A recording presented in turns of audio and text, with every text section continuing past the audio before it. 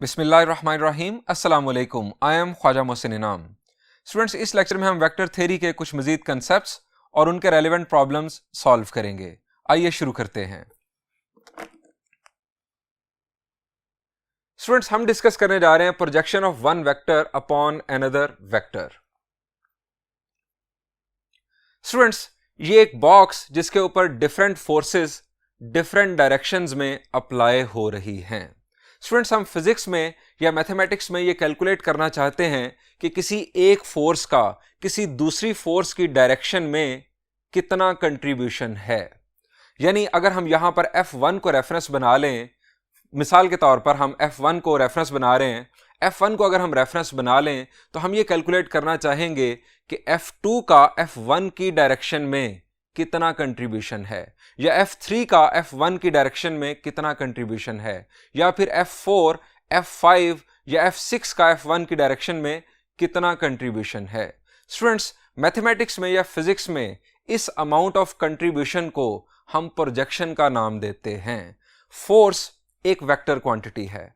अगर हम generally vector language में प्रोजेक्शन को या इस कंट्रीब्यूशन को डिफाइन करें तो डेफिनेशन कुछ इस तरह से होगी: how much of one vector is applied along the direction of other vector is called projection of one vector along the other vector।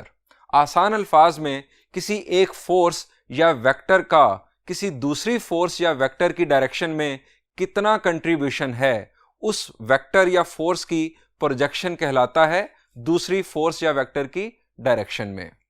Students, अब हमने F1 को रेफरेंस यहां पर बनाया है। हम अगर इस प्रोजेक्शन को या कंट्रीब्यूशन को तीन कैटेगरीज में डिवाइड कर लें: पॉजिटिव कंट्रीब्यूशन या पॉजिटिव प्रोजेक्शन, नेगेटिव प्रोजेक्शन या नेगेटिव कंट्रीब्यूशन, या जीरो प्रोजेक्शन या जीरो कंट्रीब्यूशन, या आप इसे नो कंट्रीब्यूशन भी कह सकते हैं। मेरा सवाल आपसे यह है कि F1 के लिए पॉजिटिव कंट्रीब्यूशन किस किस फोर्स का है? शाबाश जी, आपके जहन में फौरन आ गया कि F6 का पॉजिटिव कंट्रीब्यूशन है। इसके अलावा जी, F2 का भी F1 के लिए पॉजिटिव कंट्रीब्यूशन है। ये किस तरह से? जी, F2 की डायरेक्शन क्या है? It is rightward and upward, यानी इसका एक राइट साइड पर कंपोनेंट मौजूद है। इस फोर्स का राइट कंपोनेंट भी एक मौजूद है। हम इसे फिजिक्स की लैंग्वेज में हॉरिजॉन्टल कंपोनेंट कहते हैं। इस हॉरिजॉन्टल कंपोनेंट की डायरेक्शन इस वक्त राइट साइड पर है। सो F2 का कंट्रीब्यूशन F1 के लिए पॉजिटिव है। हम इसे प्रोजेक्शन का नाम दे चुके हैं, सो हमें प्रोजेक्शन का वर्ड यूज करना चाहिए। F2 का प्रोजेक्शन F1 के लिए पॉजिटिव है। अब जरा ये बताएं कि नेगेटिव कंट्रीब्यूशन या नेगेटिव प्रोजेक्शन किन फोर्सेस का है? शाबाश, the forces are F4 and F5। अब नेगेटिव ज्यादा किसका है? The answer is F5। F4 भी नेगेटिव है, उसका जो हॉरिजॉन्टल कंपोनेंट है वो अपोजिट डायरेक्शन में एक्ट कर रहा है, यानी F4 और F5 का प्रोजेक्शन या कंट्रीब्यूशन नेगेटिव होगा F1 के रेफरेंस से। अब यहां पर स्टूडेंट्स एक और बात जरा क्लियर कर लें। एक फोर्स है F6 और एक फोर्स है F5। इन दोनों का कंट्रीब्यूशन मैक्सिमम है, एक का पॉजिटिव सेंस में और एक का नेगेटिव सेंस में। यानी हम ये कहेंगे कि अगर दो फोर्सेस के दरमियान बनने वाला एंगल या दो वेक्टर्स के दरमियान बनने वाला एंगल 0 डिग्रीज हो तो प्रोजेक्शन उस वक्त मैक्सिमम होगा पॉजिटिव सेंस में। और दूसरी तरफ अगर दो फोर्सेस या दो वेक्टर्स के दरमियान एंगल 180 डिग्रीज हो तो उस वक्त भी प्रोजेक्शन या कंट्रीब्यूशन मैक्सिमम होगा, लेकिन नेगेटिव सेंस में। स्टूडेंट्स, अब हम बात करते हैं F3 की। F3 का कंट्रीब्यूशन या प्रोजेक्शन F1 की डायरेक्शन में क्या है? इसका कोई हॉरिजॉन्टल कंपोनेंट है? The answer is no. F3 का कोई हॉरिजॉन्टल कंपोनेंट नहीं है, सो इसका कोई कंट्रीब्यूशन नहीं है F1 की डायरेक्शन में। स्टूडेंट्स, आइए अब हम देखते हैं कि हम किस तरह से एक वेक्टर का प्रोजेक्शन किसी दूसरे वेक्टर की डायरेक्शन में कैलकुलेट करते हैं।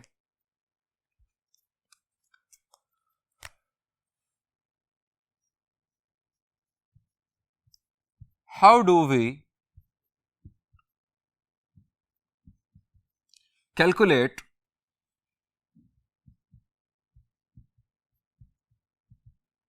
projection of one vector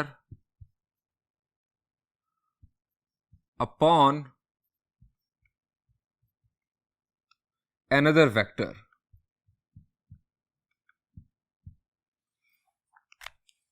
हम फर्ज कर लेते हैं यहां पर दो वेक्टर्स,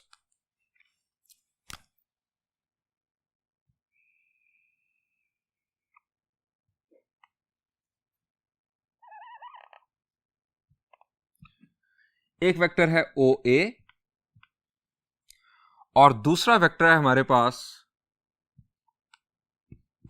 ओ बी। इन दो वेक्टर्स के दरमियान जो एंगल बन रहा है इस वक्त वो है थीटा।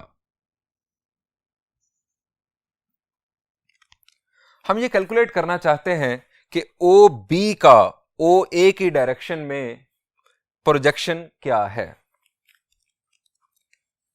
हम इसे नाम दे देते हैं u का और इसे नाम दे देते हैं v का। Late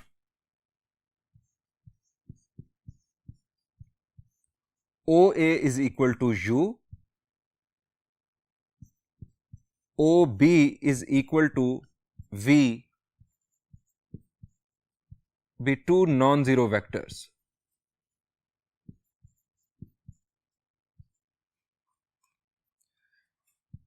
Theta is angle between u and v such that, अब थीटा की मिनिमम और maximum value, angle between two vectors की मिनिमम और मैक्सिमम वैल्यू हमने क्या पढ़ी थी जी? मिनिमम वैल्यू 0 डिग्रीज और maximum value 180 degrees. Theta is less than और equal to 180 degrees and greater than और इक्वल टू 0 डिग्रीज। स्टूडेंट्स, हम कैलकुलेट करना चाहते हैं कि वेक्टर v का कंट्रीब्यूशन क्या है वेक्टर u की डायरेक्शन में, या हम ये कह सकते हैं कि वेक्टर v का प्रोजेक्शन क्या है वेक्टर u की डायरेक्शन में। स्टूडेंट्स, इसके लिए हमें इस वेक्टर v का हॉरिजॉन्टल कंपोनेंट कैलकुलेट करना होगा। अब हॉरिजॉन्टल कंपोनेंट कैलकुलेट करने के लिए हमें b से परपेंडिकुलर ड्रॉप करना है वेक्टर OA पर। ये हमारा परपेंडिकुलर, इस पॉइंट को हम नाम दे देते हैं m का। स्टूडेंट्स, हमें ये OM जो कि हॉरिजॉन्टल कंपोनेंट है इस वेक्टर v का, ये कैलकुलेट करना होगा। ये बन गई एक राइट ट्रायंगल। हमारे पास ये थीटा मौजूद, हमारे पास ये वेक्टर v मौजूद। हमें ये OM सेगमेंट जो है ये कैलकुलेट करना है क्योंकि ये है हॉरिजॉन्टल कंपोनेंट उस वेक्टर का। अब जरा ये बताएं कि अगर आपके पास ये थीटा मौजूद है, ये वेक्टर मौजूद है, तो ये साइड इस राइट ट्रायंगल की हम कैसे कैलकुलेट कर सकते हैं? शाबाश जी, यहां पर हमें ट्रिग्नोमेट्रिक रेशियोज का यूज करना होगा। अगर ये एंगल हमें गिवन है तो इस एंगल के अपोजिट साइड ये परपेंडिकुलर, ये हमारे पास हाइपोटेन्यूज, क्योंकि राइट एंगल के अपोजिट साइड ये है, और ये है बेस। बेस मालूम करने के लिए हम हाइपोटेन्यूज की बुनियाद पर कौन सी ट्रिग्नोमेट्रिक रेशियो यूज करते हैं जी? वो सेंटेंस रिकॉल करें जरा। Some people have curly brown hair through proper brushing. यहां पर हमें बेस मालूम करनी है, हाइपोटेन्यूज हमारे पास है, तो क्या करें जी? Cosine theta will be equal to OM over OB। अगर हम इनको लाइन सेगमेंट्स कह लें, हम यहां पर यूज करेंगे इनके मैग्नीट्यूड्स। सो हम बात आगे बढ़ाते हैं।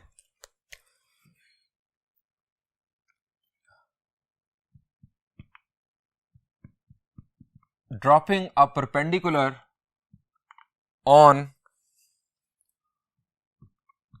OA vector such that OMB is a right triangle। OMB एक right triangle बन गई। Here OM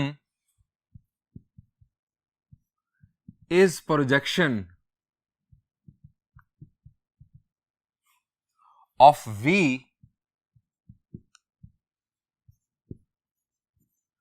along u। OM जो लाइन सेगमेंट है ये बेसिकली प्रोजेक्शन बन रहा है v का along u यानी वेक्टर OA। अब हमें ये OM कैलकुलेट करना है। Cosine theta is equal to OM over v magnitude. ये हमारे पास लाइन सेगमेंट की लेंथ होगी इनफैक्ट, और ये v का मैग्नीट्यूड, ये भी हमारे पास लेंथ आ जाएगी। अब यहां से OM is equal to v magnitude into cosine theta.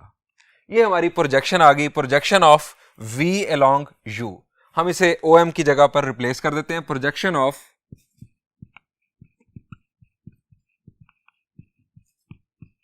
v along u, ये हमारे पास फॉर्मूला बन गया magnitude of v cosine theta. Students यहां पर ही दूसरा फॉर्मूला भी समझ लेते हैं। Projection of u along v हमारे पास यहां पर बन जाएगा u magnitude into cosine of theta. अब स्टूडेंट्स हम ये फर्ज करते हैं कि हमें ये प्रोजेक्शन कैलकुलेट करनी है, लेकिन हमें theta between two vectors given नहीं है, हमें दो वेक्टर्स गिवन हैं। अगर हमें दो वेक्टर्स गिवन हैं आई जे या आई जे के फॉर्म में, तो उस सूरत में हम प्रोजेक्शन कैसे कैलकुलेट करेंगे? थीटा हमारे पास है नहीं। तो स्टूडेंट्स हमें कोसाइन थीटा की वैल्यू ले आनी चाहिए। कोसाइन थीटा की वैल्यू हम ला सकते हैं डॉट प्रोडक्ट वाले फॉर्मूला से। हम यहां पर लिखेंगे since cosine theta is equal to u dot v over u magnitude into v magnitude. ये हमारा u डॉट v का फॉर्मूला। यहां से कोसाइन थीटा की वैल्यू हम यहां पर पुट कर देते हैं, इसको नाम दे देते हैं 1 का। Putting in 1,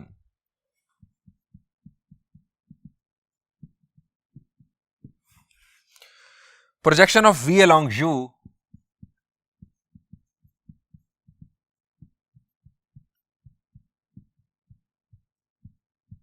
is equal to v magnitude into cosine theta की value u dot v over u magnitude v magnitude.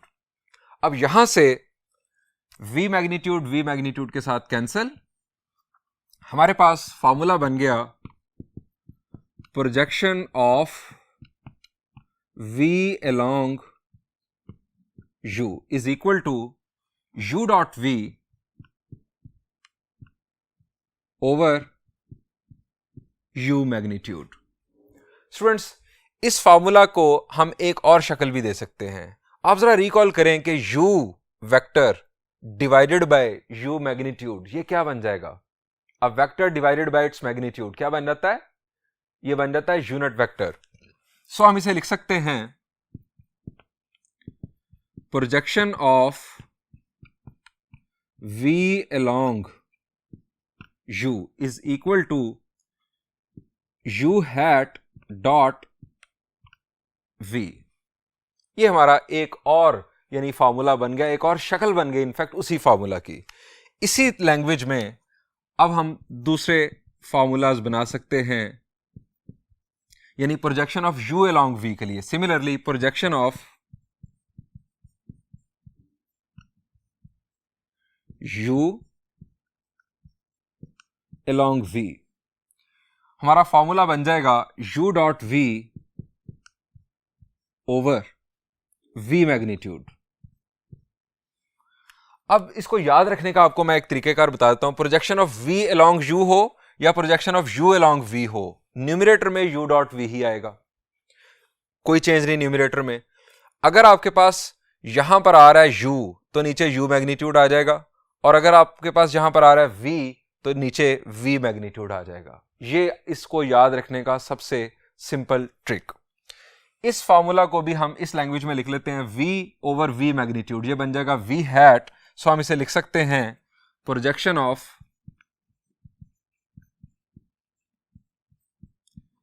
u along v is equal to u dot v hat.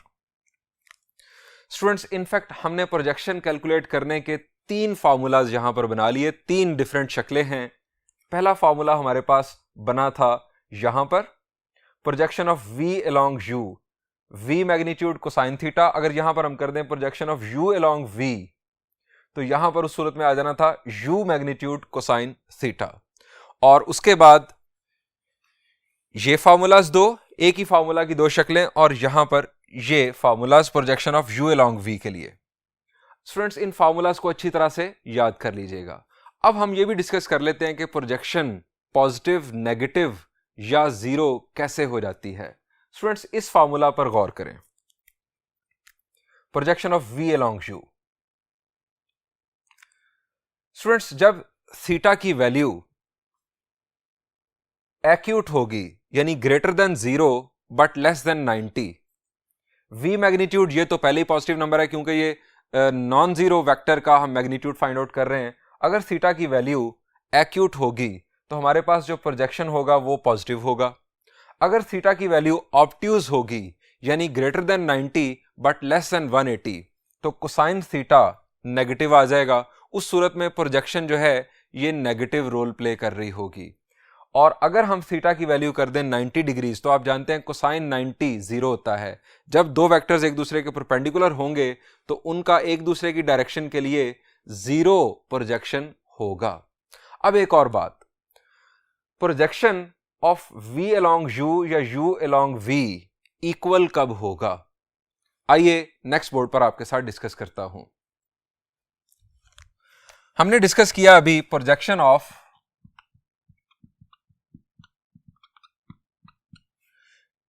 v along u। Formula हमने calculate किया magnitude of v into cosine of theta. इसी language में projection of u along v हमारे पास होगा u magnitude into cosine of theta.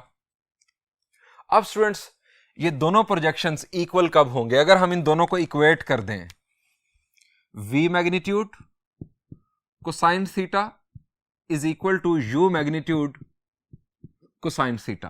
Cosine theta cancel, v magnitude is equal to u magnitude. आसान अल्फाज में, अगर 2 वेक्टर्स की लेंथ या मैग्नीट्यूड इक्वल होगा तो उन दोनों वेक्टर्स का जो प्रोजेक्शन है अपॉन वन अनदर वो इक्वल होगा। स्टूडेंट्स, अब हम बढ़ते हैं प्रोजेक्शन के रेलेवेंट कुछ प्रॉब्लम्स की जानिब।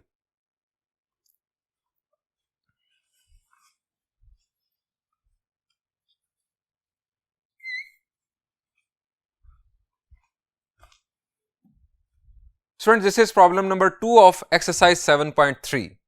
Statement is, calculate the projection of A along B and projection of B along A when A and B are these vectors. Students, मैं आपके लिए सॉल्व करने जा रहा हूं सेकंड पार्ट। फर्स्ट पार्ट बिल्कुल इसी तरह का है, बल्कि इससे आसान है, वो आप खुद सॉल्व कर सकते हैं। Students, projection of A along B का फॉर्मूला क्या है जी? A dot B over B magnitude, और projection of B along A का A dot B over A magnitude. यानी न्यूमरेटर सेम, डिनोमिनेटर में अगर A along B है तो डिनोमिनेटर में B मैग्नीट्यूड आ जाएगा, और अगर B along A है तो डिनोमिनेटर में A मैग्नीट्यूड आ जाएगा। हमें चाहिए 3 चीजें, A डॉट B की वैल्यू, A मैग्नीट्यूड की वैल्यू और B मैग्नीट्यूड की वैल्यू। तो आइए इसका सॉल्यूशन करते हैं। सबसे पहले हम कर लेते हैं A dot B। Vector A 3i plus j minus k dot minus 2i minus j plus k। A dot B, 3 into minus 2 is minus 6, 1 into minus 1 is minus 1, minus 1 into plus 1 is minus 1, -6 -1 -1 it is -8।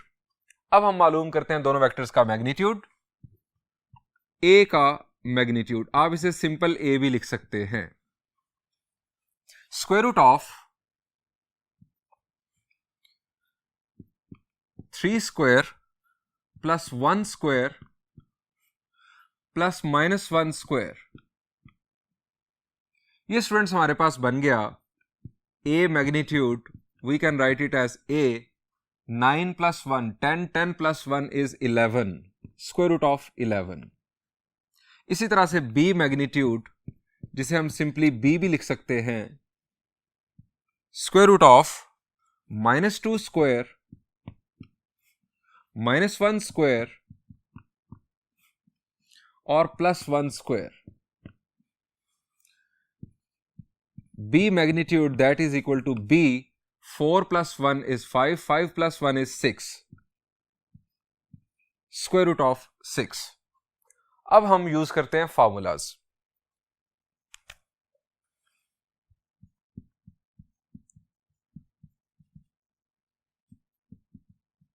Projection of A along B will be equal to A dot B over B magnitude. Putting values,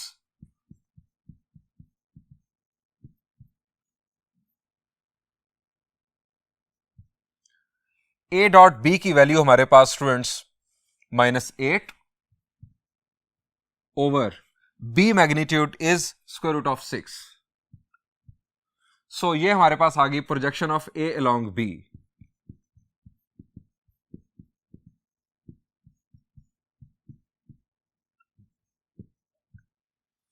ये हमारे पास first answer.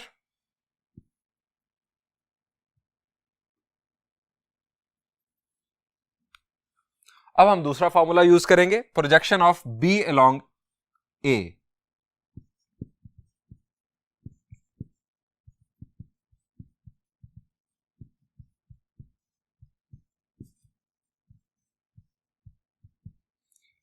A dot B over A magnitude. Putting values,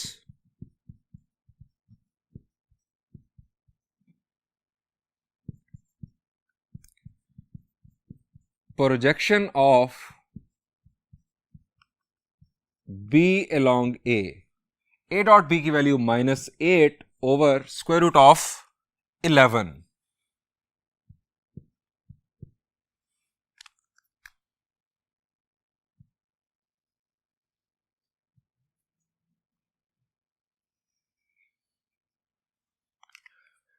ये students हमने दोनों projections calculate कर ली। First part आप खुद solve कीजिएगा, मैं अब बढ़ता हूं एक एग्जाम्पल की जानिब।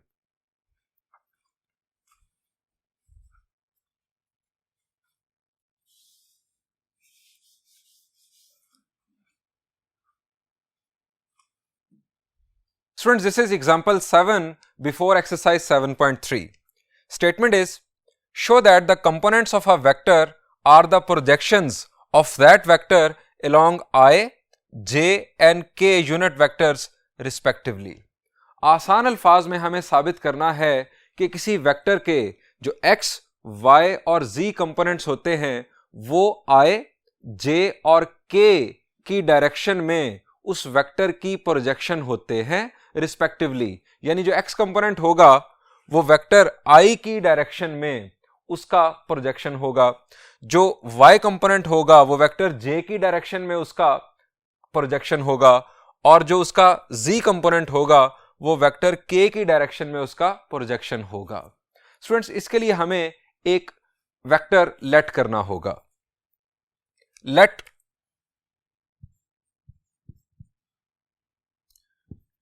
यू हम उस वेक्टर का नाम रख देते हैं AI plus BJ plus CK। ये है इस वेक्टर का x कंपोनेंट, ये है इसका y कंपोनेंट और ये है इसका z कंपोनेंट। हमें साबित ये करना है कि जो x कंपोनेंट है यही इसकी प्रोजेक्शन है along I, और b जो है वो इसकी प्रोजेक्शन है along j, और c जो है वो इसकी प्रोजेक्शन है along k। हम 1 बाय 1 ये प्रोजेक्शंस कैलकुलेट करते हैं। हम लिखेंगे projection of u along I। Formula क्या होगा जी, u dot I over I magnitude, ये हमारा होगा फॉर्मूला। इसमें वैल्यूज पुट करते हैं। Putting values,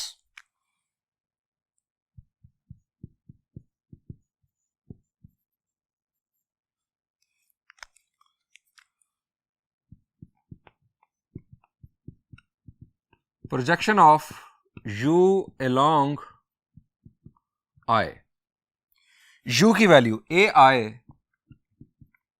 plus bj plus ck dot i over i magnitude. अब स्टूडेंट्स, i का मैग्नीट्यूड, i क्या है? यह है यूनिट वेक्टर, इसका मैग्नीट्यूड हो जाएगा 1। अब हमें ऊपर डॉट प्रोडक्ट परफॉर्म करनी है। हमारे पास ये दो वेक्टर्स हैं, एक और ये दूसरा। यहां पर सिर्फ और सिर्फ हमें i नजर आ रहा है, सो a मल्टीप्लाई होगा 1 के साथ। j कंपोनेंट यहां पर नहीं है, k कंपोनेंट यहां पर नहीं है, सो वो प्रोडक्ट परफॉर्म नहीं होगा। a into 1 will be a। So ये हमें साबित करना था कि projection of u along I is equal to a, यानी जो हमारे वेक्टर का x कंपोनेंट है वो इस वेक्टर की प्रोजेक्शन है along वेक्टर I। बिल्कुल इसी पैटर्न पर अगर हम चलेंगे u along j के लिए, तो अब आप समझ गए हैं कि हमारे पास आंसर आ जाएगा b, और u along k के लिए हमारे पास आंसर आ जाएगा c। हम इसको कंप्लीटली सॉल्व कर लेते हैं। Projection of, similarly projection of u along j is equal to, अब u की वैल्यू दोबारा से ai plus bj plus ck dot j over j magnitude. j भी यूनिट वेक्टर, सो मैग्नीट्यूड 1, और यहां पर b into 1 will become b। Projection of u along j is equal to b। बढ़ते हैं next. Projection of u along unit vector k,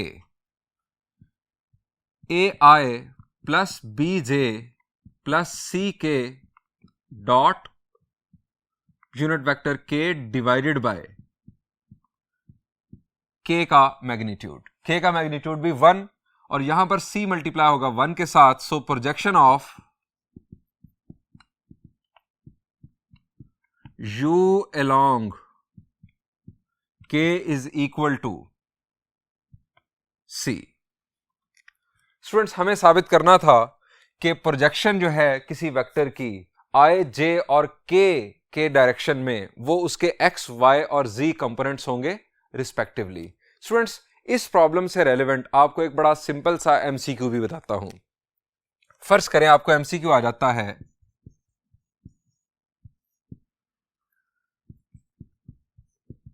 projection of u है हमारा 3i minus 2j plus 4k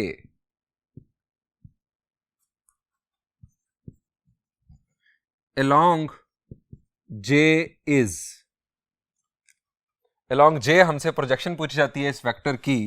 हमारे पास options हैं 4, 3, 2, -2 और 4।